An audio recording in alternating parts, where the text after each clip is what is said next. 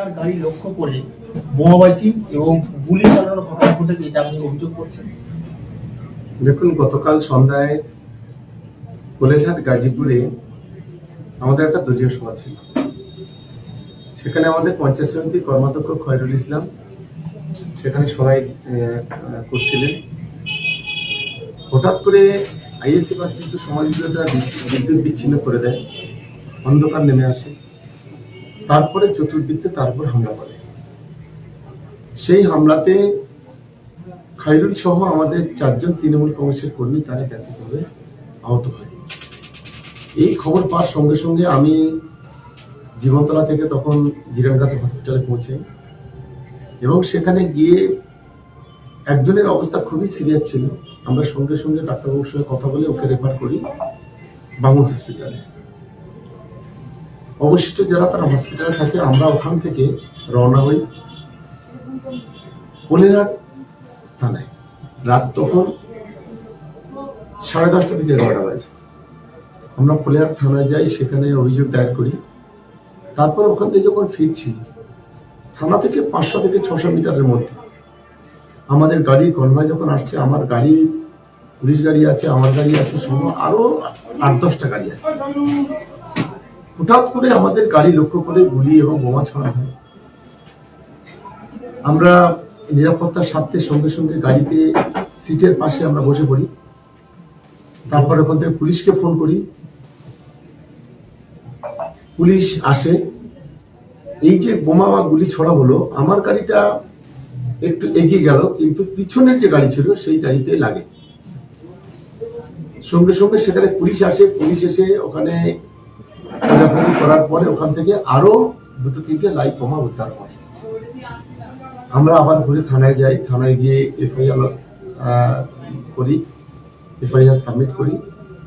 আমরা যখন এফআইআর করছি তখনও দোকানে বোমা পড়লো। তারপরে ওখান থেকে যখন বাইরে এসে যখন প্রেস করছি, 2-3টে থানার অফিসাররা সেখানে হাজির। তারপরে ওখান থেকে কিছুটা দূরে সেখানেও কিন্তু আইএসএফ এর সমাজবিরোধীরা বোমা আছে।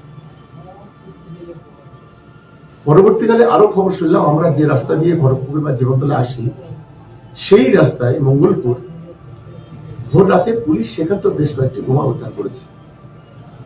গতকালকের ঘটনা যে একেবারে পরিকল্পিত ছিল সেটা খুবই পরিষ্কার। আর এই পরিকল্পনার পিছনে ভাঙড়ের যিনি বিধায়ক আছেন, একটা নরখাদক, ক্ষমতা ধরে রাখার জন্য তারই নোংরামো, তারই পরিকল্পনায় কিছু সমাজ বিরোধী এই ঘটনাগুলো ঘটানোর চেষ্টা করছে। শোনা যাচ্ছে যে আপনার এর জন্য নিরাপত্তা বাড়ানো হয়েছে। দেখুন, সেটা তো সম্পূর্ণ সরকারের বিষয় আর পুলিশের বিষয়। আমার নিরাপত্তা বাড়ানো হোক আর যা হোক, আমার একটাই দাবি, এই ঘটনার পিছনে কে বা কারা আছে।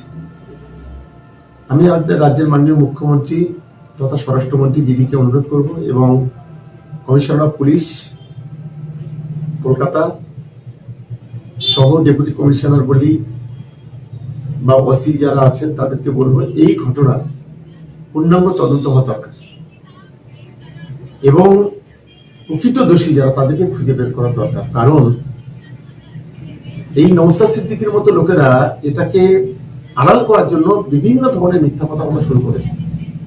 আমরা এই পুঙ্খানুপুঙ্খানু তদন্ত চাই। নওশাদ সিদ্দিকী তো পুরো বিষয়টি অস্বীকার করছে। দেখুন, এ তো সব কিছু অস্বীকার করে, এ শুধু আজকে নয়। আমি ওর বাইকটা শুনছিলাম, আমি অন ক্যামেরা চ্যালেঞ্জ করে বলছি, রাজ্জাকের খুনের দায় কার? রাজ্জাকের খুনের দায় নওশাদ সিদ্দিকী। রাজ্জাকে যারা খুন করেছিল, আমরা প্রকাশ্যে বলেছিলাম মাইকে যে আমাদের দলের এক গাদ্দার, এক বেঈমান আছে মুফাজ্জেল, বাদ বাকি সবই আইএসএফ এর সমাজ বিরোধী। ওই সরাসরি প্রকাশ্যে বলতে বলেছিলেন, একদিনের জন্য বলেছে যারা আমাদের দলের লোক নয়। এখনো বলুক অন ক্যামেরা, ওর হিম্মত থাকে, ওর বুকের পাটা থাকে, বলুক রাজ্জাকের খুনের সঙ্গে যে বা যারা জড়িত তারা আইএসএফ এর কর্মী নয়, বলুক। ও বলতে পারবে না যে এই ঘটনায় দল বা মুখ্যমন্ত্রী মমতা বন্দ্যোপাধ্যায় বা অভিষেক বন্দ্যোপাধ্যায় জানিয়েছে যে আমরা গাড়ি লক্ষ্য করে। নিশ্চিতভাবে আমি কাল রাত্রে আমার নেতা অভিষেক বন্দ্যোপাধ্যায়ের কাছে আমি জানিয়েছি, দলের পক্ষ থেকে পূর্ণাঙ্গ সাপোর্ট পেয়েছি, পুলিশের পক্ষ থেকেও পূর্ণাঙ্গ সাপোর্ট পেয়েছি। এবং আজকের আইএসএফ যে স্বপ্ন দেখছে যে আমাদেরকে, বা নওশাদ যে স্বপ্ন দেখছে আমাদেরকে গুলি করে, আমাদের বোম মেরে আমাদেরকে রুখে দেবে, বা আমাদের মধ্যে প্যানিক তৈরি করবে, পারবে না। যত চেষ্টা করুক, গুলি মারুক, বোমা মারুক, বন্দুক মারুক, যাই করে করুক, শেষ মিনিট পর্যন্ত ভাঙড়ের মাটিতে তৃণমূল কংগ্রেসের কর্মীরা লড়াই করবে। ওকে মনে রাখতে বলবো, এটা 26, এটা 21 নয়, এটা 26, এটা 23 নয়। এটা ওকে আমি স্মরণ করে দিতে চাই, কারণ আমি এই কথাটা বললাম, এই নওশাদদের মদতে আমাদের 23 সালে 3টে ছেলে খুন হয়েছিল। যেদিন ভোট গণনা হয় সেদিন এই নওশাদের মদতে সেন্ট্রাল ফোর্সদের বিরুদ্ধে গুলি চালিয়েছিল আইএসএফ এর সমাজ বিরোধীরা। ভাঙড়ের 3টে তরতাজা ছেলে যারা আইএসএফ করে, তাদের হাতে যেভাবে এই নওশাদরা বন্দুক তুলে দিয়ে গুলি তাদের সমাজ বিরোধী বানিয়েছিল, পুলিশের এনকাউন্টারে তারা মারা গেছে। এই নওশাদের নেতৃত্বে মদতে রাজ্জাক, আমাদের দাপুটে লিডার, চকমরিচা চালতা বেরিয়ার, তাকেও খুন করে দেওয়া হয়েছে। আবার 26-এর স্বপ্ন দেখছে, সেই স্বপ্নতে বোমের শিল্প তৈরি করে ফেলেছে। ভাবতে পারছি না। যেখানে কলকাতা পুলিশ আছে সেখানে বোমের শিল্প কিভাবে গড়ে উঠছে। দেখুন, কলকাতা পুলিশ রয়েছে, সঙ্গে সঙ্গে আমার জেড ক্যাটাগরি, আমি সিকিউরিটি পাই, নিরাপত্তা পাই। আমি ভাবতে পারছি না যে একজন জেড ক্যাটাগরি সিকিউরিটির গাড়িতে বোম মারা বা গুলি চালানো কিংবা তাদের উপর আক্রমণ করা, এর যে কতটা ভয়ানক রূপ হতে পারে সেটা কি এরা জানে? আসলে এটা একটা খেলা। খেলার আম্পায়ার দাঁড়িয়ে আছে, কখনো মাঝে রাইটে, কখনো ফুলপুরায়, এখান থেকে কখনো যেভাবে হুইসেল দিচ্ছে রেফারির মতো, ঠিক সেইভাবে কিছু সমাজ বিরোধী নাচানাচি করছে, কিন্তু তাদের ভবিষ্যৎ তারা জানে। পঞ্চায়েত ভোটে যেভাবে অগ্নিগর্ভ হয়েছিল ভাঙড়, 26-এর ভোটে কি সেই একইভাবে অগ্নিগর্ভ হতে পারে? সাধারণ মানুষ এখন থেকে ভয় বা আতঙ্কের মধ্যে আছে। দেখুন, অগ্নিগর্ভ হলে তার দায় নিতে হবে আইএসএফ, তার দায় নিতে হবে নওশাদ সিদ্দিকী। কারণ 2024-এর নির্বাচন তৃণমূল কংগ্রেসের সিঙ্গেল কোনো ইনসিডেন্ট নেই তৃণমূল কংগ্রেসের পক্ষ থেকে। আজকে গত সন্ধ্যাবেলা আমাদের খয়রুল্লাহ মার খেলো, 4টে ছেলে মার খেলো, গাড়ি ভাঙলো, দোকান লুটপাট করলো, আবার রাত্রে আমার গাড়ির উপরে, আমার কনভয়ের উপরে হামলা। কিন্তু একটা পেশাদারিত্ব, মানে একটা পেশাদারি খুনির মতো মানে কাজ করছে এই নওশাদ। ভাবতে পারছি না যে একজন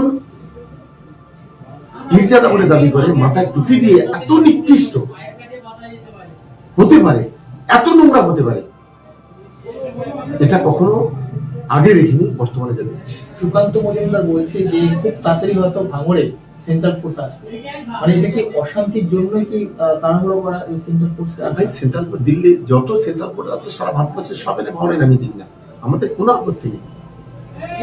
যত সেন্ট্রাল ফোর্স, এক কোম্পানি দু কোম্পানি কেন, সবখানে কোম্পানি এখানে নামিয়ে দিন না, আমাদের কোনো আপত্তি থাকবে না। এটা খুব পরিষ্কার করে বলছি। আপনি তো ভাঙড়ের অবজারভার, আর সেক্ষেত্রে ভাঙড়ে কতটা শান্তিপূর্ণ ভোট হতে পারে? দেখুন, আমাদের দিক থেকে আমরাও আজও 2টো সভা করেছি, সেখানে পরিষ্কার করেছি আমাদের কর্মীদের সংযত থাকার জন্য।